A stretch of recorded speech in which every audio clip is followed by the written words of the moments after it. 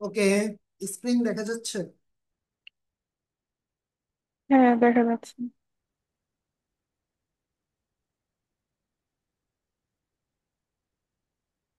ঠিক আছে। তো আমরা এক্সপ্রেশন এবং স্টেটমেন্ট সম্পর্কে খুব ভালো একটা ধারণা নিলাম। এবার আমরা আসলে দেখব কোন পোর্শনটুকু আসলে এক্সপ্রেশন আর কোন পোর্শনটুকু এক্সপ্রেশন নয়। হ্যাঁ, এই যে এখানে দেখেন, আমি যে এক্সাম্পলটা দেখাচ্ছি এখানে, এই যে এইজ ও তো ভেরিয়েবল ডিক্লেয়ার করছে লেটের মাধ্যমে, তাই না? তার মানে এটা হচ্ছে স্টেটমেন্ট। আর এক্সপ্রেশন হচ্ছে যে 20 যেটা রয়েছে, এটা হচ্ছে এক্সপ্রেশন। মানে ও হচ্ছে একটা ভ্যালু। ঠিক ঠিক আছে। যেহেতু ও একটা ভ্যালু, ও এক্সপ্রেশন। যেমন এইখানে এইজ, ঠিক আছে, এখানে যে এইজ রয়েছে সে কিন্তু একটা ভেরিয়েবল, তাই না? যদিও সে এক্সপ্রেশন কি দিচ্ছে, যদিও সে কি এক্সপ্রেশন দিচ্ছে, দ্যাট মিনস এইখানে এইখানে এইজটা কিন্তু এক্সপ্রেশন ছিল না, সে ছিল একটা ভেরিয়েবল। আর এই ভেরিয়েবল হচ্ছে ডিক্লেয়ার করেছি আমরা লেটের মাধ্যমে। ঠিক আছে। ও কিন্তু এক্সপ্রেশন না, কিন্তু এইখানে এসে সে একটা এক্সপ্রেশনে পরিণত হয়েছে। কারণ এই যে কথা 20 সেই একই কথা।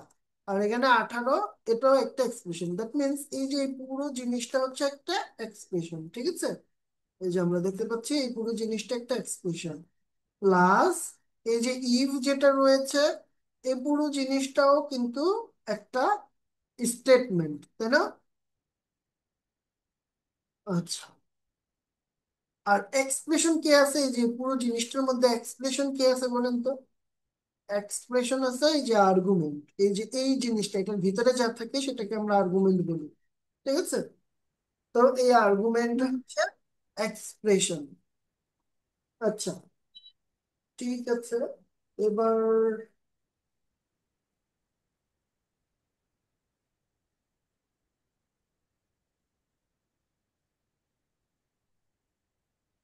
তো আমরা হচ্ছে স্টেটমেন্ট এন্ড এক্সপ্রেশন সম্পর্কে শিখলাম। এবার কি সম্পর্কে শিখবো? ফাংশন। ঠিক আছে। এই ফাংশন নিয়ে হচ্ছে আমরা আলোচনা করি। এখানে অনেক কিছুই আছে আলোচনা করার মতো। তো আজকে আমরা শিখবো মূলত ফাংশনের নর্মাল বেসিক যে গঠনটা রয়েছে, সেই গঠনটা সম্পর্কে আমরা প্রথমেই আলোচনা করব।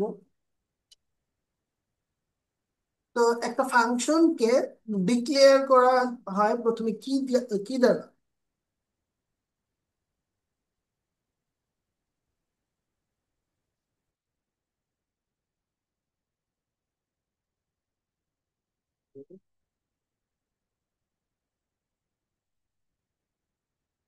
ওকে, একটা ফাংশনকে ডিক্লেয়ার করা হয় কি দ্বারা? একটা কিওয়ার্ড রয়েছে, নাম কি? ফাংশন নাম। তো এটাই হচ্ছে একটা ফাংশন আমি ডিক্লেয়ার করে দিলাম। ঠিক আছে। আর এটার পুরো গঠনটা সম্পর্কে তো আমাদের জানতে হবে। প্রথমে থাকে কিওয়ার্ড, ফাংশনের কিওয়ার্ড। তারপরে থাকে ফাংশন নেম। ঠিক আছে। তো আমি দিলাম ফাংশন নেম। তো এই যে এফ নেম যেটা লিখলাম, এটা কি আকারে লিখেছি? লিখিত, এটা কি আকারে লিখেছি মানে কোন ফরম্যাটে লিখেছি? ক্যামেল কেসে লিখেছি। এই কেসটার নাম কি? Camel case. ঠিক আছে। প্রথমে হচ্ছে স্মল লেটার, তারপর হচ্ছে ক্যাপিটাল লেটার, মানে লোয়ার কেস প্রথমে তারপর আপার কেস দিয়ে শুরু। ঠিক আছে।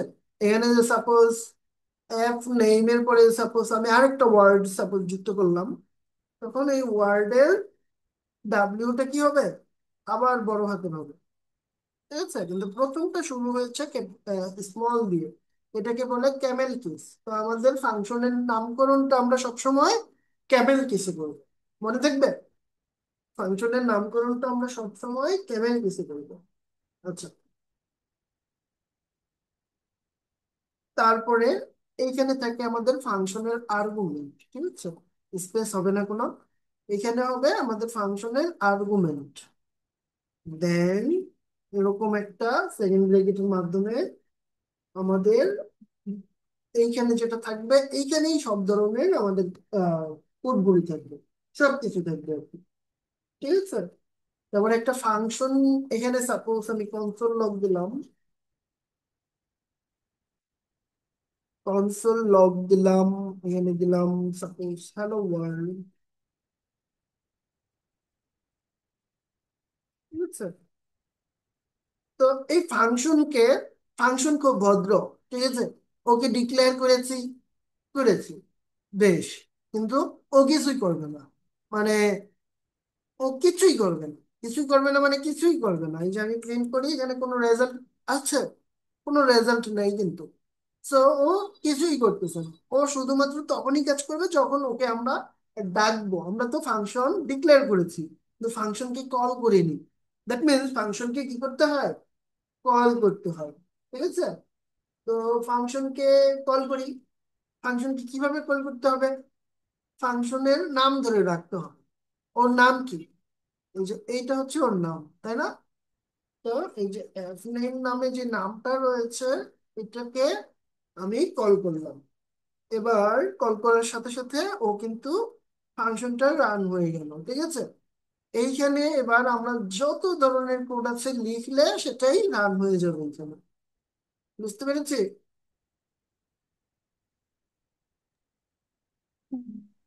আমি সাপোজ এখানে আরেকটা জিনিস আমি লিখবো, সেটা হচ্ছে আই প্লাস প্লাস। ঠিক আছে। উম, এভাবে দিলে হবে না। এখানে আমি আই কে প্রিন্ট করছি, আই কে প্রিন্ট করছি, আর এখানে আমি দিচ্ছি let i is equal to 1। ঠিক আছে। আর এই কনসোল লগের পরে এসে আমি আই কে প্লাস প্লাস করে দিচ্ছি। ঠিক আছে, মানে ইনক্রিমেন্ট করে দিচ্ছি। এখন আমি যখনই পোস্ট না করে আমি প্রি করি, আহ পোস্ট করলে একটু উপরে করলেই হবে। ওকে। এবার এফ নেম আমি কি করি, দেখেন, টু। আবার টাইপ করি টু, প্রত্যেকবার টু হচ্ছে। কেন টু হচ্ছে? কারণ এই আই এখানে এসে কি হয়ে যাচ্ছে, এই এই লাইনে যদি আমি কনসোল লক করতাম তাহলে ওয়ানই প্রিন্ট হতো, কিন্তু পরের লাইনে করায় কি হচ্ছে, ও টু হয়ে যাচ্ছে, তাই না? ওই জন্য আমি বলেছি এটা এইখানে যদি করি তখন আর সমস্যা হবে না, তখন আমি এখানে এই যে ওয়ানই পাবো। আমি যদি এটাকে প্রিন্ট করি ওয়ানই পাবো। ঠিক আছে। এবার আমি যদি এখানে একটা স্পেস দিয়ে দিই তাহলে এখানে স্পেস চলে আসবে। এই যে দেখতে পাচ্ছি একটা স্পেস চলে এসেছে। ওকে। এইভাবে আমরা আমাদের ফাংশনকে ডিক্লেয়ার করতে পারি। আমাদের ফাংশনটা যতবার রান হবে ততবার এখানে এক করে যোগ হবে, কিন্তু আমাদের এখানে প্রত্যেকবার ওয়ানই যোগ হবে। কারণ কি? আমরা যখনই রান করতেছি এটা আর কি নতুন একটা কিছু রান হচ্ছে, কিন্তু আমাদের যখন এইচটিএমএল এর মধ্যে করব তখন এটা আর কি কাউন্ট হয়ে 1 2 3 এরকম হবে। এগুলোও করা যাবে, কিন্তু ওইটার জন্য অনেক কিছু করতে হবে, আপনাদের মাথার উপর দিয়ে যাবে, তো প্রয়োজন নেই। এই হচ্ছে বিষয়, এটা হচ্ছে ফাংশন। এই ফাংশনের ভিতরে আমরা যা খুশি তাই কোড লিখলে, শুধুমাত্র এটা কল করলেই সেই কোডগুলো রান হবে। ঠিক আছে।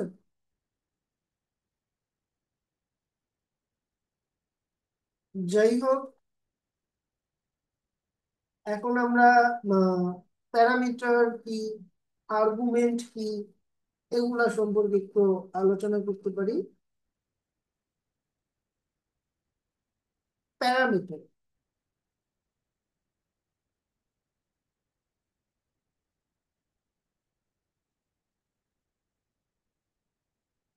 প্যারামিটার কি জিনিস? সাপোজ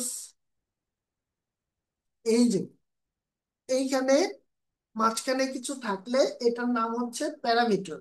ঠিক আছে। আমি এখানে সাপোজ লিখলাম নেম।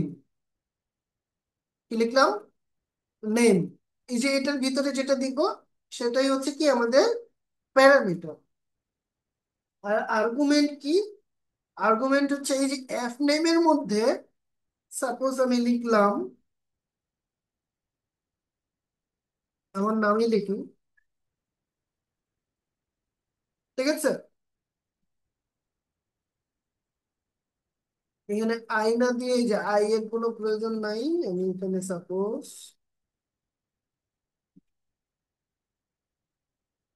লিখে দিলাম নেম। এই নেম কই থেকে লিখছি? এই যে এখান থেকে লিখছি। তার মানে আমি এখানে প্যারামিটার দিলাম, প্যারামিটারের পরে হচ্ছে এইখানে এই প্যারামিটারটা এখানে দিয়ে দিলাম। কিন্তু আমি যখন কল করলাম তখন একটা নির্দিষ্ট নেম বা একটা টেক্সট এখানে বা একটা স্ট্রিং এখানে দিয়ে দিলাম, মানে যেহেতু এটা নেম বোঝাচ্ছি, এখানে আমি হ্যালো ওয়ার্ল্ড লিখবো না, আমি লিখবো হ্যালো নেম। মানে এখানে যে নেমটা দিব সেটা প্রিন্ট করবো। এখন আমি প্রিন্ট করি, দেখেন লেখা উঠলো কি, হ্যালো সুজন। আচ্ছা, আমি এখানে শুধু সুজন দেব, হ্যালো সুজন। ঠিক আছে,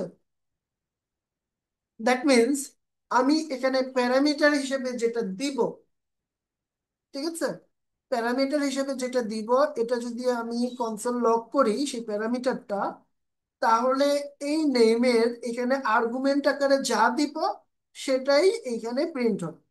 ঠিক আছে, তো কি বুঝলাম প্যারামিটার কি এবং আর্গুমেন্ট কি? প্যারামিটার হচ্ছে ফাংশন যখন ডিক্লেয়ার করা হয় তখন এখানে যেটা লিখবো আমরা সেটা হচ্ছে প্যারামিটার। আর যখন ফাংশনকে কল করব তখন আমরা এইখানে যেটা দিব সেটা হচ্ছে আর্গুমেন্ট। বলেন তো তাহলে প্যারামিটার কি এবং আর্গুমেন্ট কি?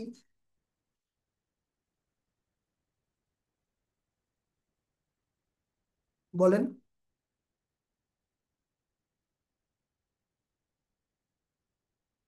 সমস্যা নাই, ভুলই বলেন, ভুল বললে তো।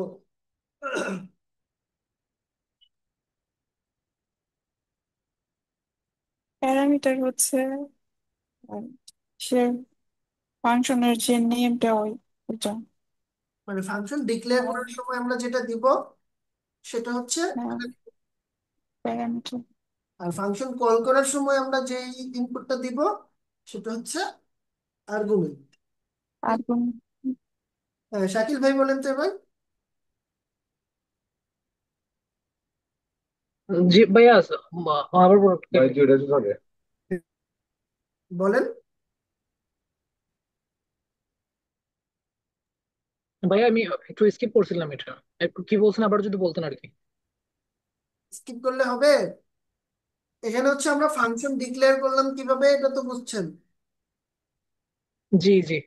আচ্ছা, প্রথমে ফাংশনের কিওয়ার্ড থাকবে, তারপর ফাংশনের নেম থাকবে, দেন হচ্ছে এই যে প্যারামিটারের জন্য একটা স্কোপ থাকবে, ঠিক আছে। দেন এইখানে অন্য আদার্স যে আমাদের নর্মাল কোডগুলো সেগুলো থাকবে।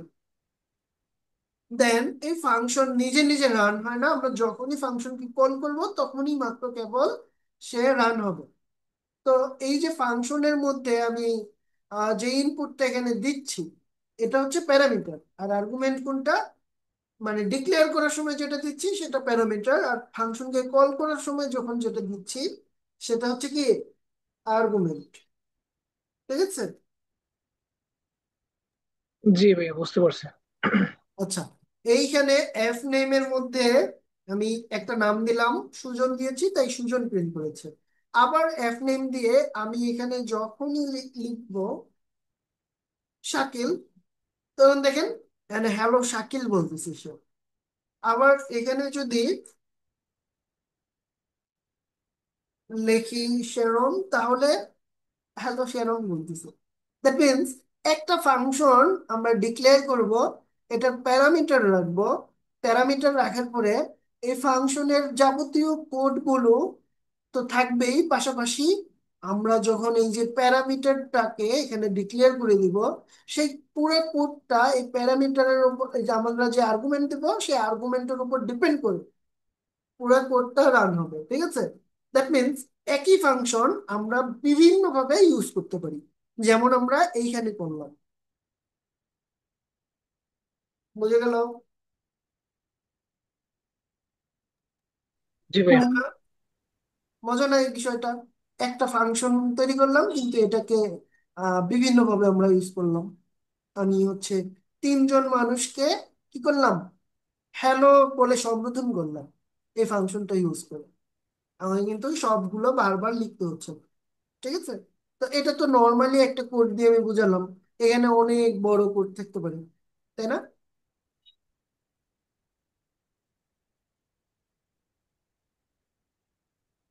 ঠিক আছে, জি এবার ভাইয়া। right, এবার হচ্ছে আমরা ফাংশনের কলিং বুঝলাম, মানে আর্গুমেন্ট বুঝলাম, প্যারামিটার বুঝলাম, ফাংশন কিভাবে ডিক্লেয়ার করতে হয় সেটা বুঝলাম।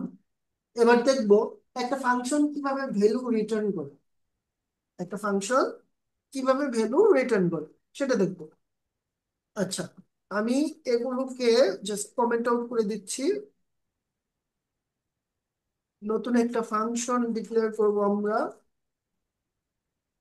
ফাংশনের নেম সাপোজ দিব অ্যাড, মানে এর কাজ হচ্ছে যোগ করা এ এবং বি, দুইটা ভ্যালু মানে প্যারামিটার থাকবে এ এবং বি। ঠিক আছে, এর কাজ হবে যোগ করা। এবার আমরা হচ্ছে রিটার্ন করব, রিটার্ন করব। আমাদের আরেকটা জিনিস মাথায় রাখতে হবে, রিটার্ন কি করে, রিটার্ন হচ্ছে রিটার্ন করে দেয়, মানে এই ভ্যালুগুলোকে আপনাকে রিটার্ন করে দিবে। ঠিক আছে, এই রিটার্ন যে ভ্যালুটা করবে মানে এই ফাংশন থেকে এই রিটার্নে যা থাকবে সেটাই আমরা পাবো। এর আশেপাশে সাপোজ আর অনেক কিছু আছে, এগুলো কিন্তু আমাদের এই ফাংশনের বাইরে যাবে না, ফাংশনের বাইরে যাবে শুধুমাত্র এখানে যা রিটার্ন করা হবে তাই। ঠিক আছে, তো আমি এখানে রিটার্ন করলাম সাপোজ, যেহেতু এটার কাজ হচ্ছে যোগ করা এ প্লাস বি, এ প্লাস বি কে আমি রিটার্ন করে দিলাম। ঠিক আছে, এইবার আমি যখন লিখবো কনসোল লগ অ্যাড, এই অ্যাড কে ফাংশনের নেম, তাই না? এবার আর্গুমেন্ট দিয়ে দেই সাপোজ 25 এবং হচ্ছে 15। ও কি করবে, ও এই দুইটা নাম্বারকে যোগ করে আমাদেরকে দেখাবে 40। আমি সাপোজ এখানে লিখলাম 205 + 15, ও কিল করলো আমাকে যোগ করে দিল 220। দ্যাট মিনস আমি শুধুমাত্র এই ফাংশনটা ইউজ করে দুই সংখ্যার যত যোগ রয়েছে সব যোগ কিন্তু আমি এটার মাধ্যমেই করে ফেলতে পারবো। বুঝতে পেরেছি? এখন ধরেন এখানে 205 আছে, আমি এটার ভিতরে আবার ফাংশন কল করলাম। ঠিক আছে, এখানে দুইটা আর্গুমেন্ট দেওয়া যায় না, এই যে একটা আর্গুমেন্ট, এই আর্গুমেন্টটা আমি একটা ফাংশন নিলাম। ঠিক আছে, এইখানে আবার আমি করব হচ্ছে 70 যোগ 70 আর হচ্ছে 30 যোগ করবে। সো ও রিটার্ন করবে কি, 100। এই 100 আবার এইখানে 205 এবং এই 100 যোগ হয়ে 305 ও আমাকে ভ্যালু প্রিন্ট করবে। 305 প্রিন্ট করেছে, করেছে।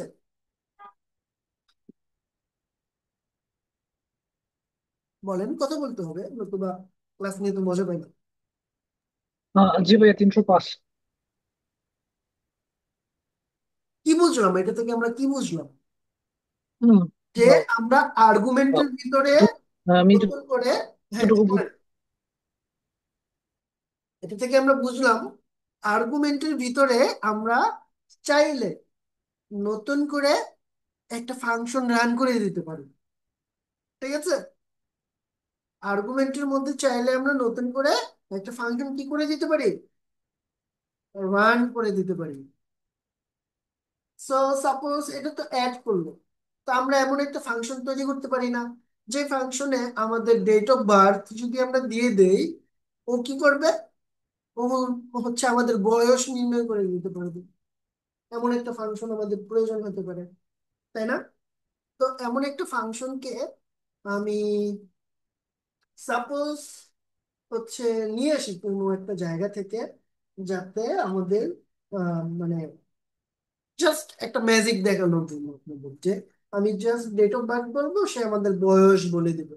ঠিক আছে,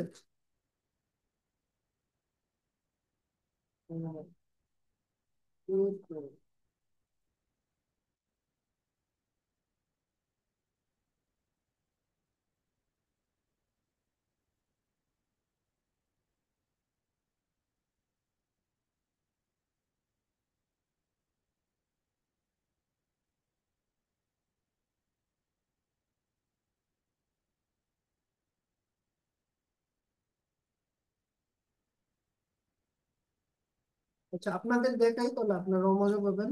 আমি ওকে বলতেছি এরকম একটা ফাংশন তৈরি করে দিতে, ঠিক আছে? এটার ফরম্যাট হবে কি? ফরম্যাট হবে এক্স ইয়ার, ওয়াই মান্থ, দেন হচ্ছে যে dates, ঠিক আছে? এই ফরম্যাটে আমি ওকে বললাম যে একটা ফাংশন তৈরি করে দিতে।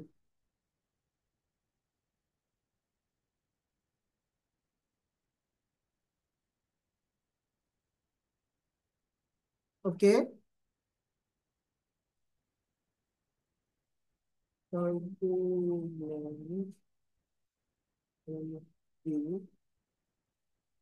নাম্বার।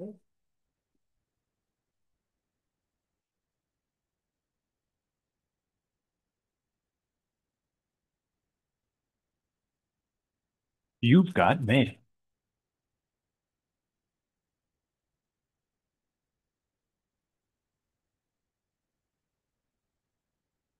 এখানে সাপোজ ডে, মান্থ, ইয়ার হবে, ঠিক আছে? এখন দেখেন ও সুন্দর একটা ফাংশন আমাদেরকে তৈরি করে দিবে।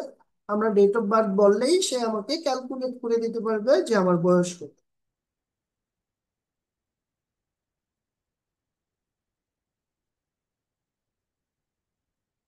ওকে,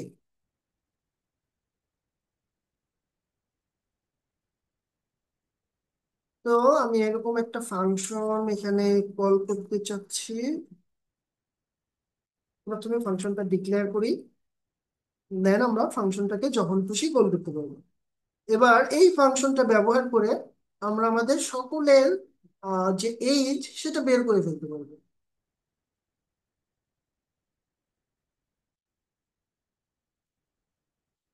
তো সাপোজ ধরেন একজনের বয়স হচ্ছে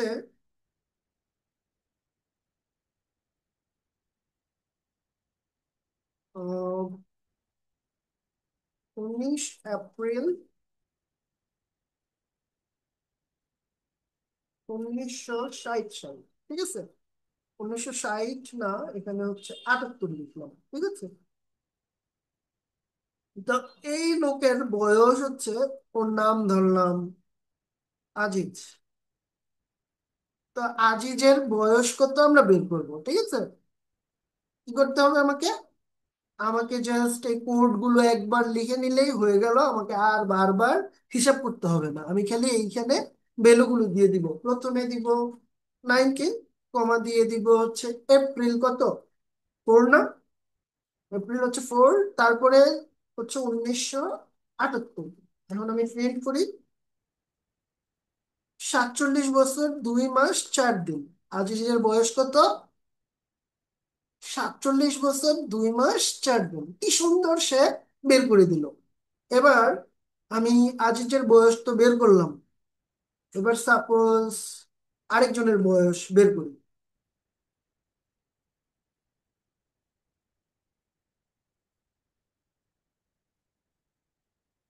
জব অফ জয়া আহসান,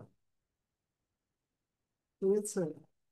জুলাই 1 এত, তো তার বয়স এখন আমরা নির্ণয় করব, ঠিক আছে?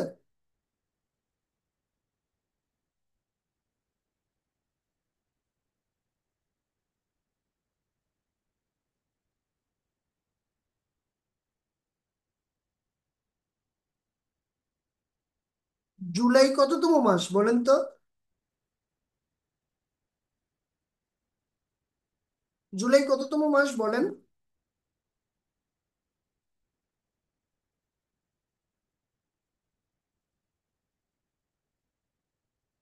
একই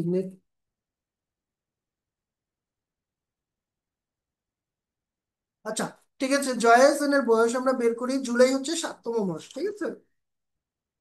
এবং 1972 সালে তার জন্ম। তো আমরা জয়া হোসেনের বয়স বের করে ফেললাম। তার বয়স হচ্ছে 52 years 11 month and 22 days, that means আমরা জয়া হোসেনের বয়স বের করে ফেললাম। তার বয়স অলমোস্ট 53 বছর। ঠিক আছে।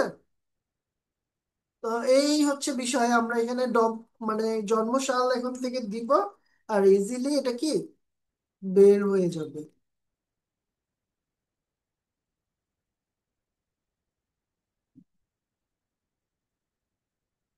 যাই হোক, আমরা ফাংশনের ব্যবহার শিখে গেলাম।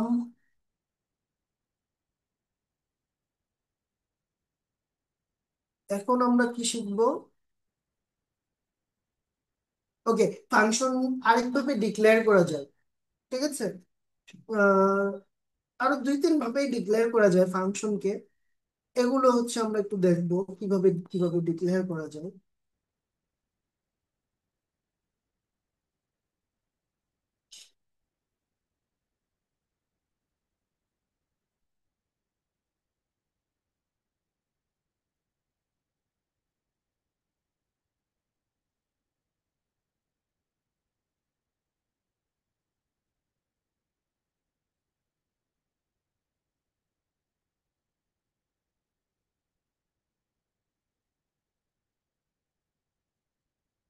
ওকে, আমরা আরো কয়েকভাবে দেখি আর কি কিভাবে ফাংশন ডিক্লেয়ার করা যায়, তারপরে আজকে ক্লাসকে এখানেই শেষ করে দিব।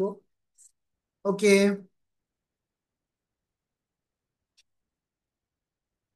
যাই হোক, এখন আমরা হচ্ছে দেখবো ফাংশনকে কিভাবে কিভাবে ডিক্লেয়ার করা যায়। আমরা তো একভাবে শিখলাম যে প্রথমে ফাংশন থাকবে, তারপরে ফাংশনের নেম থাকবে, তারপরে আমাদের প্যারামিটার থাকবে, তারপরে আমাদের এখানে কোড থাকবে। ঠিক না? এটা একভাবে, এটা নর্মাল ওয়ে। আরেকটা হচ্ছে ডিজিটাল ওয়েতে আমরা কিভাবে করতে পারি। সেটা সেটা হচ্ছে প্রথমে আমরা এখানে সাপোজ একটা ভ্যালু ডিক্লেয়ার করে দিলাম। সেটা হচ্ছে স্কোয়ার। স্কোয়ার হচ্ছে এখানে আমাদের প্যারামিটার দিলাম এন। প্যারামিটার দেওয়ার পরে আমরা ইকুয়াল দিয়ে এরকম একটা সাইন দিব। এটা হচ্ছে ES6 এ আমাদের ফাংশনকে ডিক্লেয়ার করার যে নিয়ম সেটা। দেন এইখানে আমাদের নর্মাল কোড থাকবে।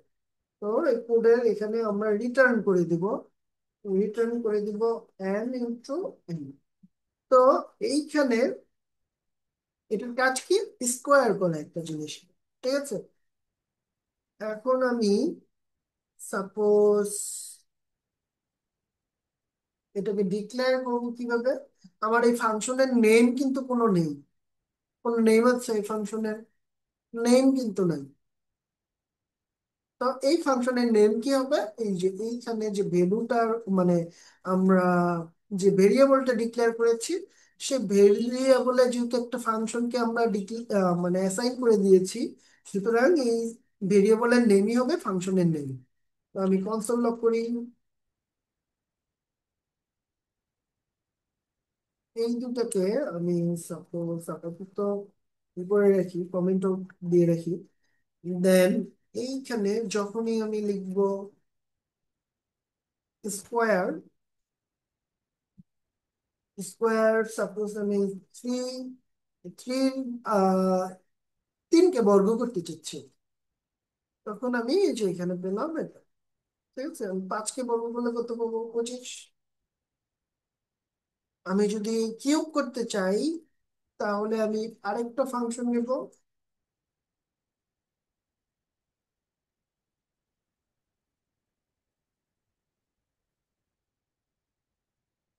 সাপোজ এই যে কিউব নামে যেটা দিয়েছি এটা আমি এখানে দিলাম। এখন 5কে কিউব যদি করি কত পাবো? দুঃখিত, এটা থেকে কিউব রিটার্ন করতে হবে আমাকে, তাই না? 125 পাবো, তাই না? 125। তো এই হচ্ছে বিষয়। এইভাবে আমরা বিভিন্ন ধরনের ফাংশন নিতে পারি। আর ফাংশন আমরা কল করতে পারি এইভাবে, কোনো ফাংশন যেই জেনারেল ওয়ে রয়েছে সেভাবে প্রকাশ করতে পারি, অথবা আমরা ভেরিয়েবলের মধ্যেও ফাংশনকে ডিক্লেয়ার করে দিতে পারি। এই দুই ভাবেই আমরা ফাংশনকে কল করতে পারবো।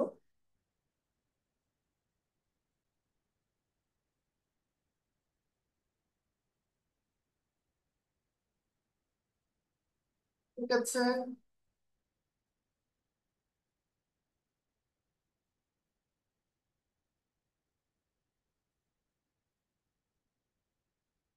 ফাংশন কল করার আরো কিছু সিস্টেম আছে বইটি। ওইগুলো হচ্ছে আহ, এই ধরনের, ওটা স্মার্ট ওয়ে। এবং শুধু স্মার্ট ওয়ে না, মানে সব ক্ষেত্রে এই ধরনের ফাংশন আমরা কল করি না, এটাকে আমরা বলি হচ্ছে ইফি। ঠিক আছে, এটাকে আমি কি বলি, ইফি। বাংলা হয়ে গেছে,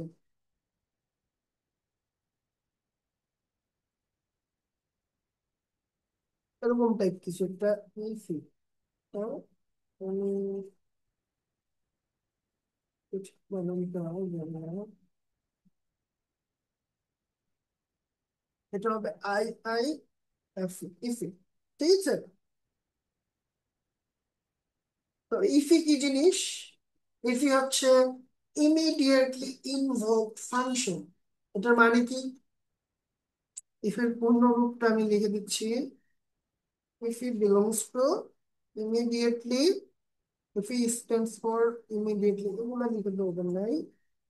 ফাংশন এক্সপ্রেশন মানে হচ্ছে এই যে ফাংশনটা, এই ফাংশন মানে যে কোনো একটা ফাংশন আমাকে কল করতে হচ্ছে। এই যে এখানে আমি কনসোল লগের ভিতরে কল করেছি, তাই না? কল করতে হচ্ছে। তো একটা ফাংশনকে যদি আমি চাই এটা অটো কল হোক, তখন আমরা এই ইফি মেথডটা অ্যাপ্লাই করব। ইফি মেথড কিভাবে অ্যাপ্লাই করতে হয়? ইফি মেথডের মধ্যে এরকম দুইটা আহ নিতে হয়, মানে ব্রেকেট নিতে হবে, ফার্স্ট ব্রেকেট। তো এটার ভিতরে হচ্ছে আমাদের ফাংশন থাকবে, আর এটা হচ্ছে কল। ঠিক আছে, আমি সাপোজ লিখলাম হচ্ছে ফাংশন, এটা হচ্ছে কোনো নাম ছাড়া ফাংশন সাপোজ। ঠিক আছে, আহ কোনো নাম নাই এই ফাংশনের। দেন এইখানে কি হলো, কনসোল লগ হলো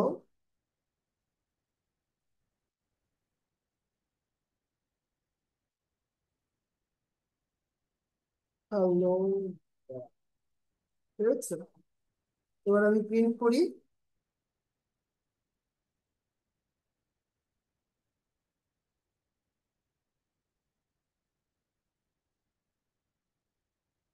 এখানে কিছু একটা ফাংশনের আগে এটার কারণে এরর শো করতেছে। এখানে সিনট্যাক্সটা ঠিকঠাক আছে।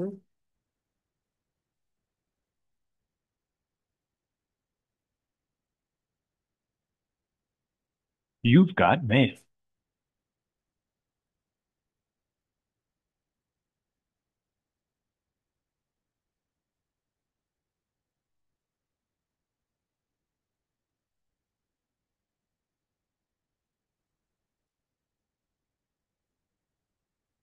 আচ্ছা, এখানে সে ইরর শো করতেছে, কিন্তু এখানে আসলে আমরা যখন প্রজেক্টে কাজ করব ব্রাউজারে এটা ইরর শো করবে না। আচ্ছা, ব্রাউজারে যে ইরর শো করবে না এটা আমি বুঝবো কিভাবে?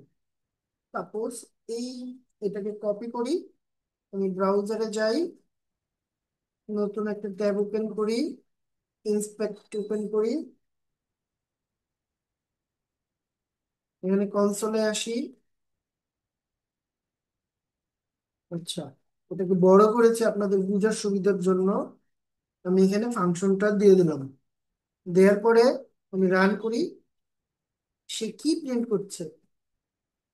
প্রিন্ট করছে হ্যালো ওয়ার্ল্ড। দ্যাট মিনস আমার ফাংশনটা কল করার প্রয়োজন হচ্ছে না, অটোমেটিক আমার হচ্ছে এটা রান হয়ে যাচ্ছে। ঠিক আছে, যার কারণে এখানে হচ্ছে মানে আমরা বলতে পারি যে এই ফাংশনটা কল করার প্রয়োজন নেই। যাই হোক, এটা হচ্ছে ইফি সিস্টেম। এই ইফি যে সিস্টেমটা ফাংশন কল করার, এটা আমরা করব যখন আমাদের প্রয়োজন হবে, আমাদের আসলেই যখন প্রয়োজন হবে তখন ইউজ করব, নর্মালি আমাদের এটা প্রয়োজন হবে না। ঠিক আছে, যে যে ক্ষেত্রে প্রয়োজন হবে সেই সেই ক্ষেত্রে আমরা এটা ইউজ করব। তো ইফির আরেকটা ভার্সন আমরা ইউজ করতে পারি, মানে অ্যারো ফাংশন যেটাকে বলে, এই যে এইটা হচ্ছে অ্যারো ফাংশন। আমরা স্কোয়ার বা কিউব যে ফাংশনটা লিখেছি এটার নাম হচ্ছে কি, অ্যারো ফাংশন। তো এই অ্যারো ফাংশনের মাধ্যমেও আমরা ইফি ডিক্লেয়ার করতে পারি। তো এইখানে হচ্ছে সাপোজ প্যারামিটার, দেন অ্যারো চিহ্ন, দেন এই অ্যারো চিহ্নের কারণেই এটার নাম হয়েছে অ্যারো ফাংশন। দেন আমরা কনসোল লক করব।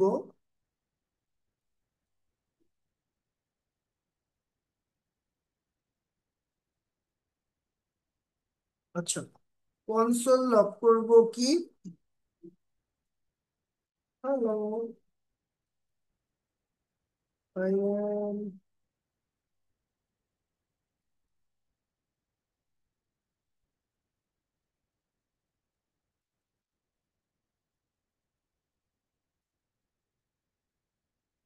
আই এম অ্যারো,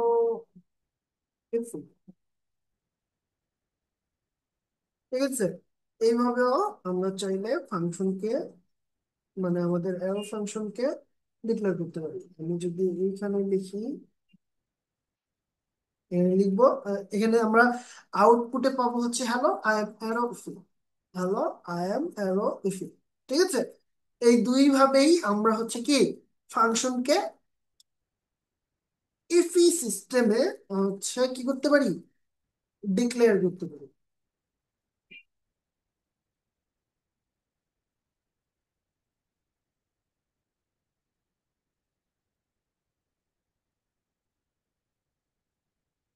যাই হোক, এই হচ্ছে বিষয়।